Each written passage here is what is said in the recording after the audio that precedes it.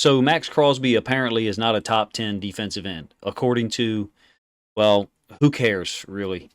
These top 10 lists are boring, and I feel bad that it gets fans so triggered and so upset. Madden ratings are a joke, too. To me, Madden is like the equivalent of the courtroom drama television show. And there's dozens of them that are on TV all day, 24/7. You can produce those shows quickly, and that's the whole reason why some of these actors sign up for them. They can look, actors and actresses can film like 10 of those shows in a 3-day period, mass produce them, and then the network television they show you these courtroom drama television shows every half hour, every hour. Madden's the same way. They can probably produce next year's game within a week of releasing the most current one. Top 10 lists are the same thing. Anyone can make them and tweet them out. And it's a joke. And it's really insulting for guys like Maxx. Look, if you're a fan of Maxx Crosby, a Raiders fan, ignore those lists. Ignore Madden if you can. Buy it if you want. It's a waste of time if you ask me. Crosby's a badass football player. He's 24 years old. I did not know he was that young. I would have guessed 27. If you're looking for some appreciation of Crosby's skills and the impact he has on the game, you've come to the right place. Stop looking at social media or even ESPN or Madden to tell you what to think of your favorite NFL player, your favorite NFL DN. Madden clearly gets this one wrong. There's other guys on that list, ranked above him, I should say, excuse me, that are great players. Hall of Fame potential players, Von Miller, Chandler Jones, but they're not better edge players than Maxx Crosby in 2022. They're just not. And that's the problem, is that they call it edge player, D-end. All of those guys aren't D-ends. Some of them are outside linebackers in a 3-4 structure who play D-end in a nickel alignment. And there's a difference that I've talked about in my videos. Maybe I need to touch on it a little bit more. But look, most of the time, these people on ESPN, social media, so-called football analysts, they couldn't even tell you what makes a guy like Maxx Crosby better than Von Miller and Chandler Jones at this present time. And then he is. He's a better, more complete overall football player right now. Those guys have a better resume because they've got, 100-plus career sacks or something like that. Maxx Crosby sitting on like 25 or 26. But look, first of all, he's got an amazing motor. He never stops attacking and pursuing the football. Crosby adjusts mid-play like very few other players in the league right now, even among edge players. There you go. Defensive ends and outside linebackers. Because of his burst and his ability to close distance, Crosby is a real outlier, if you ask me. And of course, some of that was gifted to him. It's related to his arm length, his stride length, his burst at being while still being 6'6". But to me, his commitment to attacking is second to none. He gets after it. He plays at this tilted angle that I love. I'll show you. I will show some film here in a moment. The best D-line coach I've ever been around loves to have his D-ends in a tilt. And Crosby, because of his length and burst, really takes advantage of that angle. It's like a canted angle, not a 45, but close to it. It really sets up what I think is one of his best moves, which is the inside stunt after initially pushing upfield a little bit. He's got a pretty good bull rush, don't get me wrong, but I think that's really set up by his inside stunt that I've just mentioned, and I will show, along with his complementary outside or speed rush, but he's not a speed rush guy per se, even though that move is dangerous. He's got a spin move in there that I'll show a couple times in this video, I think. It's unplanned. It's just him being an athlete while rushing the passer. I don't think in all cases it's really, part of his plan pre-snap to do a spin. Sometimes he just does it. He's a 4-3 D-end, an even front 9 technique or 5 technique. Even though a lot of times in the defense they played last year with the Raiders, the 4-3 cover 3 version they played a lot of, he was in a 6, so he was head up on the tight end. He's not a 3-4 outside linebacker like Von Miller. And Von Miller will play D-end or edge player in a nickel alignment. So far, stats-wise, statistical, throughout his career, because I know that's what a lot of people talk about and what Madden probably used, Crosby only has 25 sacks. I think. Maybe it's 26. There is 25 up in the top middle, top center. He's only 24 years old, 25 years old. Yeah, going to turn 25 soon. Yeah, 10 sacks his rookie season, 2019. He has 7 in 2020 and then 8 last year. But what's notable to me is the QB hits. If you can find that column on here. Crosby had 27 total QB hits in his first 2 years. And then in 2022, he had 30. 30 QB hits. That was tied for 5th in the league. The only guys he was trailing for QB hits, TJ Watt, Myles Garrett, Nick Bosa. I think he was tied with Micah Parsons and the D-tackle for Washington, whose name escapes me, but he's a hell of a football player. In other words, Crosby's always in the quarterback's face. There's a relentlessness about him that, if you ask me, is on the same level as Watt, Garrett, and Bosa. Maybe not the statistical numbers in terms of sacks, but the relentlessness is similar. I just can't fathom how he's not a top 10 D end. I guess we're supposed to say edge defender. That's the problem is 3-4 outside linebackers are edge defenders, so are 4-3 D ends, but they are different players. Maxx Crosby is not a 3-4 D end. Not a 3-4 outside linebacker, excuse me. Anyway, let's look at some of the film. And then you can decide for yourself. I had about 40 or 50 plays, maybe a few more that I gathered for this film study. He was a real problem to deal with in 2022. Starting with week 1 against the Ravens. 5 QB hits, 2 sacks, 6 total tackles. He had another game in 2020, and this is unbelievable. I'm going to let some of the plays run. He had another game in 2020 against the Chargers in week 18. Look, he's 6'6", 255. 6'6", 255. And he played 82 snaps against the Chargers in week 18. 82. That's incredible. That's abnormal. But this game, I think, was his biggest impact in one performance. Week 6 against the Broncos. The stats kind of actually don't do it justice, to be honest with you. He had 3 sacks and 5 quarterback hits. But the crazy thing is, he had 4 split sacks, meaning 4 sacks that he split with another player. So really, he actually was involved in sacking the quarterback on 5 overall times, or 5 overall instances. One of the times was a solo sack, and the other 4 he split a sack. I think I did the math right there. This is a third effort. You can't see the data up there to the top. In a moment here, I'll see if I can get rid of that black title bar. But anyway, he's jamming up the tight end, and this is one of the things I love about his motor and his effort.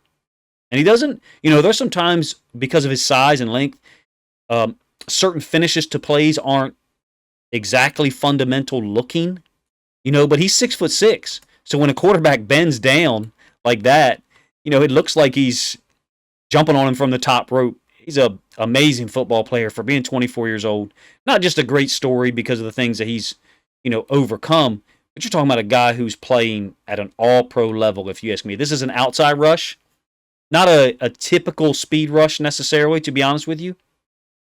But he's getting held. You can see it there. And then finishes the play off with another split sack. I believe the Raiders' D-tackles were quite athletic last year. And there were some times where, they are good at rushing the passer. The speed rush here is not like TJ Watt or Von Miller, who are shorter. Well, Watt's 6'4". I think Von Miller's 6'2", 6'2.5". And they're gonna rip underneath this outside arm a lot of times. When this guy, this is just opening the door for this right tackle. This is literally just opening the door for him. And you got Yannick Ngakoue, who attacked as well. I know he's not with the Raiders anymore, but I thought he did a nice job resurrecting his career too. I love Maxx Crosby's game. It's fun to watch. If you ask me, it's fun to watch, not just for the story, but for the impact that he shows. This one is going to be a tech stunt. And again, the angle that he plays at, if you ask me, makes this move even more effective. When the D tackle occupies the B gap, and then after rushing upfield initially, Maxx Crosby's able to dip underneath of that D tackle's pass rush. You'll see what I mean here in a moment. There's Crosby on our left. And this D tackle is going to go upfield through the B gap, but he's going to kind of bring his rush not really that way, but outside a little bit. That's why I have that line drawn, at that severe angle. Crosby's going to go upfield and then slide underneath of that. Once the guard goes with the 3 technique, which this is the 3 technique right here, it's over. They use this to great effect. You can see the 3 technique has kind of veered, the D tackle's kind of veered outside here. And now Crosby's just going to slide underneath and hit the quarterback. Not a sack. I think that was second and long. A great season for him. And if you're a Raiders fan, if you're a fan of football, you should appreciate Maxx Crosby. Finishing his 3rd year in the league, so he's the end of his rookie contract. I believe this is 4th year. I would look for him to get paid. Another split sack on the same stunt. Tech stunt. And you can see there's two guys involved in the sack. You'll get the end zone angle. I like the end zone angle. I don't know about you guys. Let me know in the comment section. I feel like for D linemen and inside backers, it's best to see the end zone angle. There's the stunt. This D tackle is not going to be at the exact angle that I have that line drawn, but Crosby's going to do the same thing. He's going to slide underneath of that D tackle's rush. And his closing from like this area here is just incredibly fast. I mean, they're NFL players, right? So they've got a burst. But for being a big guy, he reminds me of like an NBA small forward. Size-wise, that's what he appears to be. Look, if you're new to my content and you like what I'm producing here for you, whether a Raiders fan or something else, and you would like to support my channel, here's one way you can do it. You can join the channel. We got $1.99 a month, $4.99 a month, $9.99 a month to support the channel. Become a member of the channel, and you get access to members-only videos, members-only content, members-only posts. And honestly, when comments are made by members, I see them first. They are filtered to the top of the list. I'm not sure why that is. But in any case, if you're interested in supporting me in that way, beyond just subscribing and commenting regularly, there's another option for you. You're certainly not obligated to do so, and I hope I do treat everyone the same no matter what. A delayed stunt. This is going to be filmed from week 17 to 19 now, so later in the season. You can see there's the similar concept. Okay, he stepped down inside now, and then the D tackle is working this way. And watch, he's going to slide underneath or behind the D tackle, loop all the way around. And what I like is the second, third, fourth effort from Maxx Crosby is relentless. From here, the hand, swatting with the right hand, swatting with both hands again, and then clearing. He's just for being 6'6". He does this a lot. Like he'll dip just enough with the inside shoulder to clear someone so that they can't hold him or grab anything.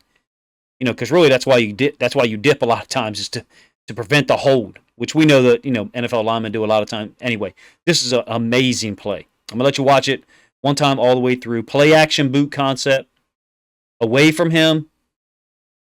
The awareness level, 24 years old. I know he's from Texas, so I'm sure he played a high level of high school football. I'm sure he was coached well. Amazing. He's going to get the linemen all working this way away from him. All right? And you're going to get the quarterback and the running back with a mesh. Not really a mesh. I mean, I know they're not touching each other. But there's a play action fake there. He's got the tight end working down on him as well. The tight end's trying to, get him this way as far as possible so that when the quarterback boots outside, he's got some room. And you got all these routes developing from the other side. You got a hide concept coming from our left, the offense's left. And then Crosby, watch his eyes. He checks to see what's there. Hopefully you're seeing this well. He checks to see what's out here. He looked out here briefly, see if there was anyone else out there to force the quarterback. There was not, so he took an angle kind of flat. So basically, if Herbert kept running, his thought process is, I'm going to chase you down. I'm going to use the sideline as a defender, even though the sideline is like 16 yards away, 15 yards away, something like that. And then when Herbert decides to throw the ball to a guy who looks open from our angle, who is open, he swats it down. This is an amazing play, if you ask me.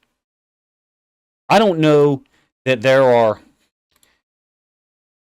there's 10 guys in the league who make that play. There are. Maybe there's 20. Maybe.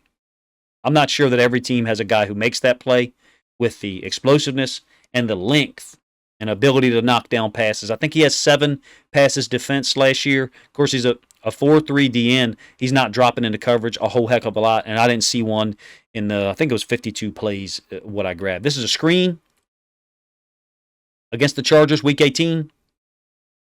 Again, an inside rush. The tackle takes him down. And we're going to pull this back so you can see it. He's going to get caught up in the B gap, and this screen is going to be run out to this side. Hopefully you can track Crosby without me having to pause it a whole lot. The ball's caught. He's recognized that he's here. There's other defenders. Nice job by a couple of the linemen. There's other defenders there missing tackles. Crosby finishes him off. You get the end zone angle of this one. I like to slow-mo, and a lot of these plays that I'm showing you are third down plays. A lot of them. There was a couple that were first down. He's got a great motor. And the reason why I'm talking about third down plays is he's an every down player.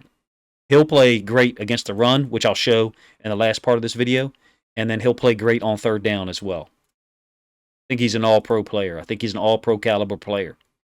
This guy's doing a nice job. He's going to pin this D tackle inside. Crosby's going to run flat down the line.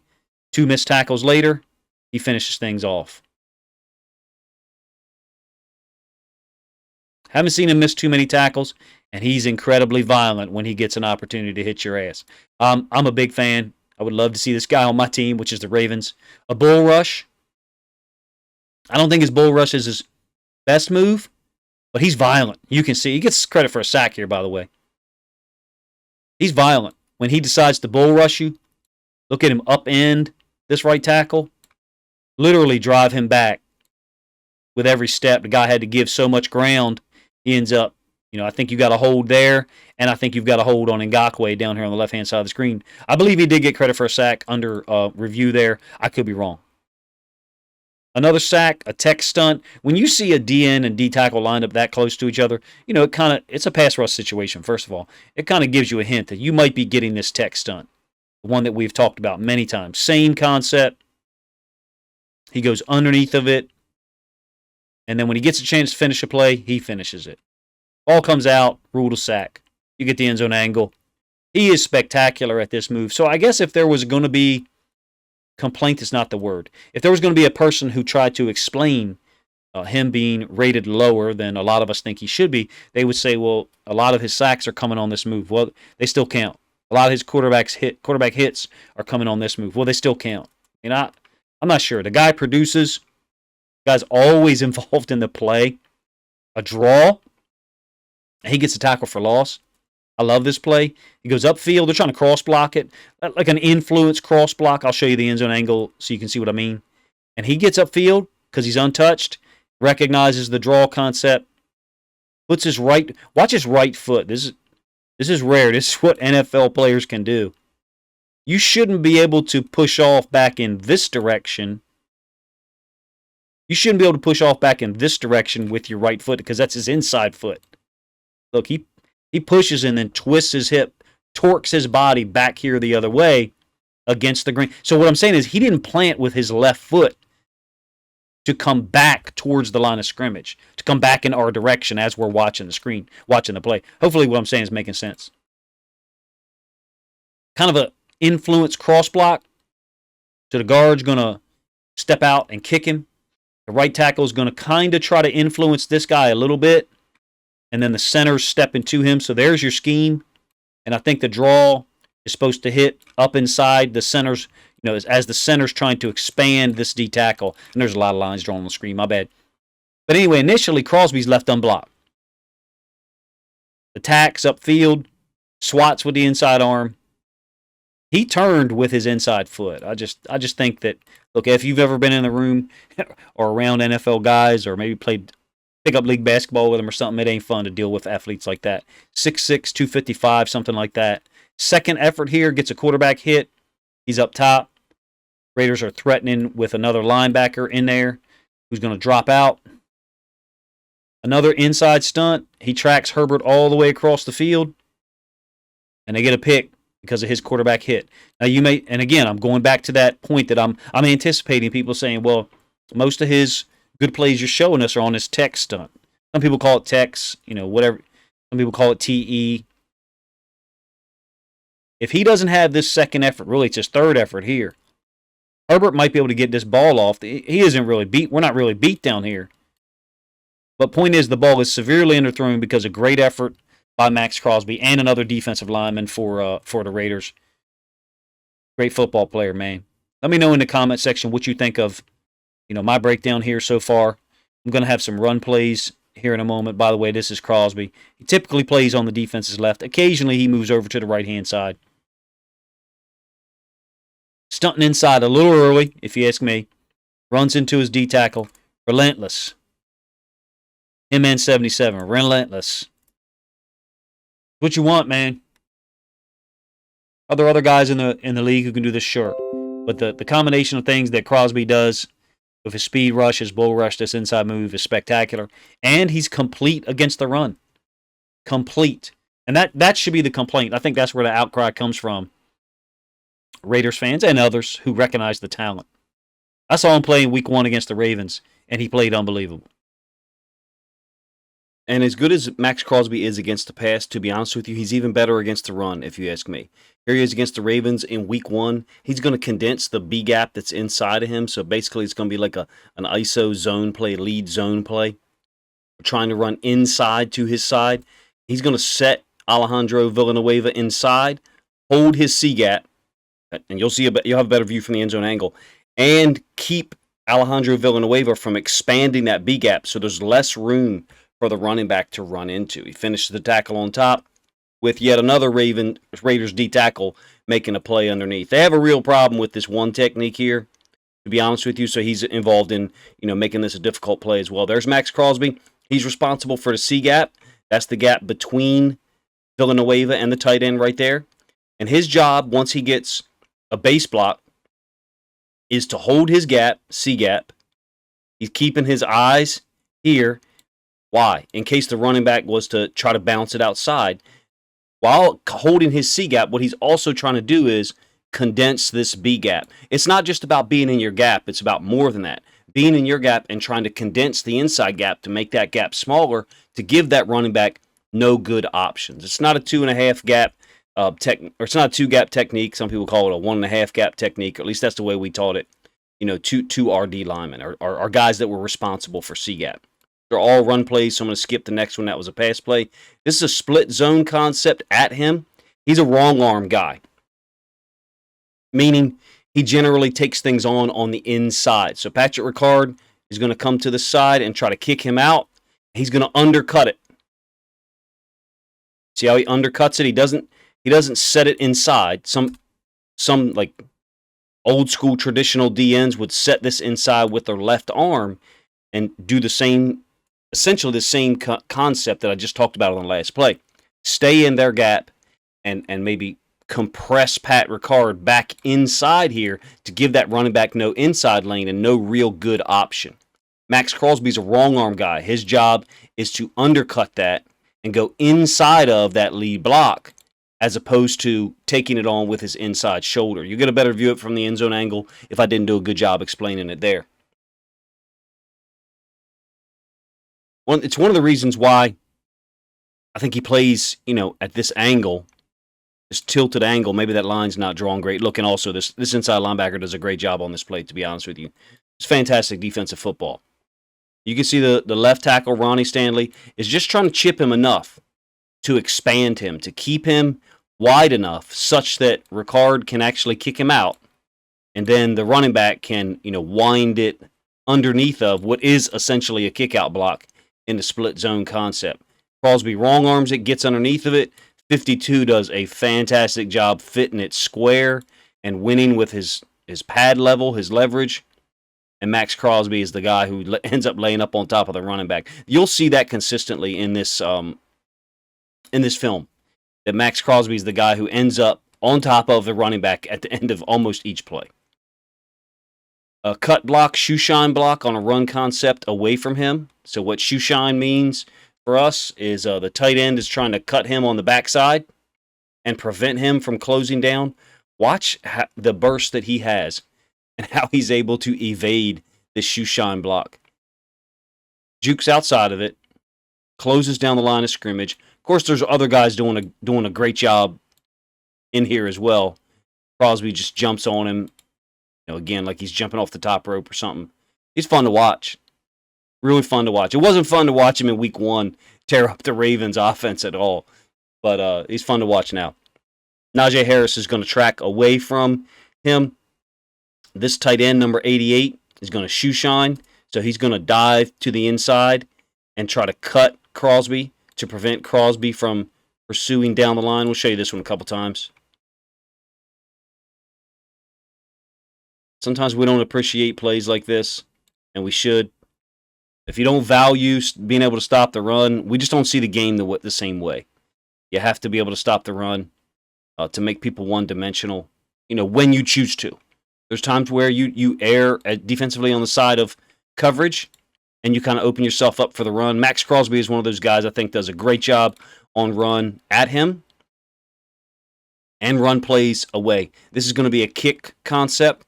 So they're going to pull the left guard and try to kick him. And watch what he does. He's a wrong arm guy.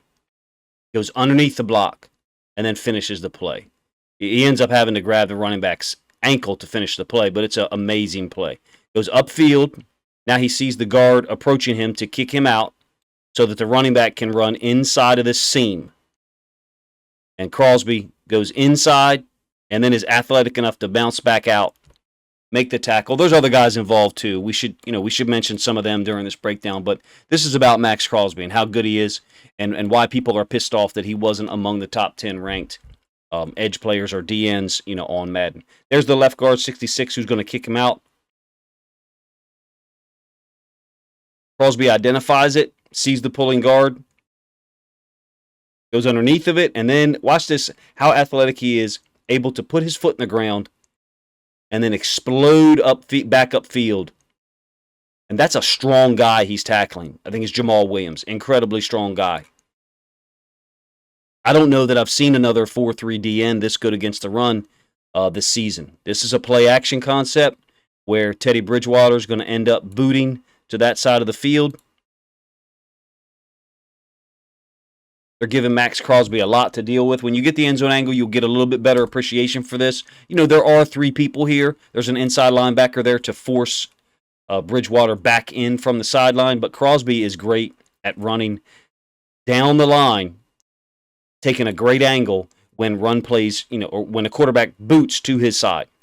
He's going to get the tight end first. Now he's engaging the tight end with two hands. He's winning.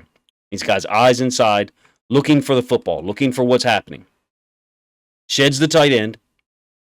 Now he's got the running back to deal with. And again, I've said he's a wrong arm guy. So he goes to the inside generally on kickout blocks. So he goes in, and now Bridgewater has him out leveraged. Now there's an inside linebacker who flows to help out as well. So he plays this exceptional. Crosby's running down the line. Look at the speed, the closing speed. D tackle's pretty athletic too. I think I've mentioned that a couple times. Love watching him play. Hopefully you do too. If you're still watching at this point, you do love watching him play, and hopefully you appreciate the breakdown. Guy's got skills. 24 years old, man. That athleticism gonna be retained for a long time.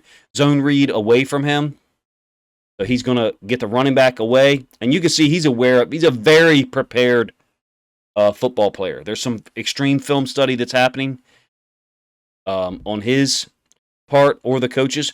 You can see he's in his alignment now, but it's a light hand. That's a light hand. He's not out on his hand front real heavy. He understands what's going to happen. Look at him. He even moves. He understood it was a zone read concept. Maybe Herbert had glanced at him or something like that pre-snap to give him an indicator. Well, let's see it one more time. Watch him change his stance because he understood what was getting ready to happen.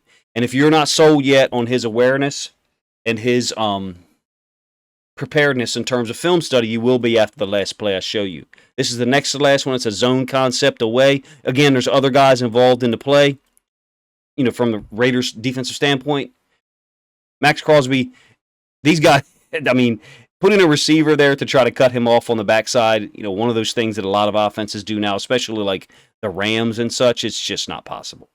You're not going to cut him off with a 210-pound wideout. You're just not going to do it. Hell, you're not even going to beat him with a 260-pound tight end. All right.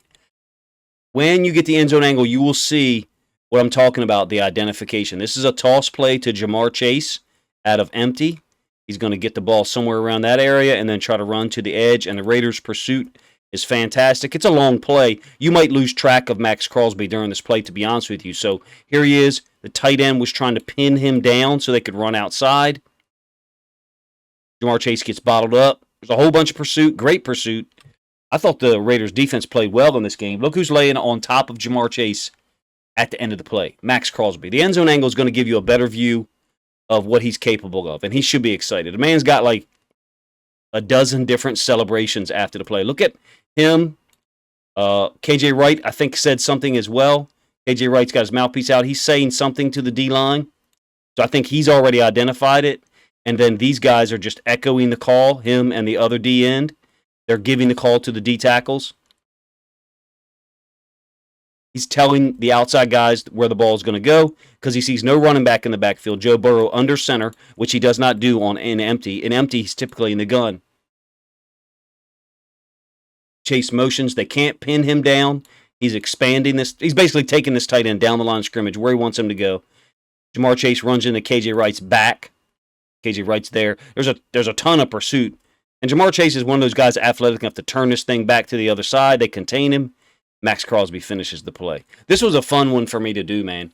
It was easy to be an advocate for Maxx Crosby to have a more respectful rating compared to other players. I also think that Madden gets it wrong, and a lot of people do. When just talking about edge defender, it's something that bothers me in the draft process for real. Just calling everyone an edge defender because a 3-4 outside linebacker is not the same thing as a 4-3 D end. But they're both considered edge defenders. Now, if you want to talk about nickel situations, yes, they do become the same thing because a 3-4 team is generally going to take an interior D tackle off the field and substitute a DB to get into that nickel, by definition. 4-3 teams are going to keep their 4-man front. They're going to keep their 4-3 DNs on the field, and they're going to take out one of their inside linebackers, usually their Sam linebacker, and replace him with a nickel. So from a technique standpoint, the edge defenders, 4-3 D end, 3-4 outside linebacker, very similar in your nickel alignment. Yes, very similar. Sometimes a guy will be stood up, 2-point stance, and sometimes a guy will be in a 3-point stance. Maxx Crosby's in a 3-point stance all the time. Von Miller, Chandler Jones, a lot of guys that are more so 3-4 outside linebackers, they're going to be in a 2-point stance more often than he is. And that's my problem with a straight comparison between those guys. I don't think it's accurate, to be honest with you. So I don't even know, to be honest with you, if that was what Madden said, if it was edge defenders or DNs. But some of those people that they classify as DNs are not DNs. They're 3-4 outside linebackers. And the techniques are somewhat different, and those guys are expected to drop. Like, for example, a guy like TJ Watt, he's a 3-4 outside linebacker. Him and Maxx Crosby should not be compared because TJ Watt will drop into coverage into the boundary 4 or 5 times a game, something like that, depending on, what the game plan is for them. Maxx Crosby doesn't drop into coverage, but he still impacts the pass game with his pass rush skills and his ability to knock down passes. I think he had 7 passes defense last year. I think that's a pretty significant number. The biggest number for me is 30 quarterback hits that he had this year, along with his 8 sacks. Of course, we know 4 of those sacks were split sacks against Denver in Week 6. So you're talking about 11, 12 times he's involved in a sack and another 30 times where he's hitting the quarterback.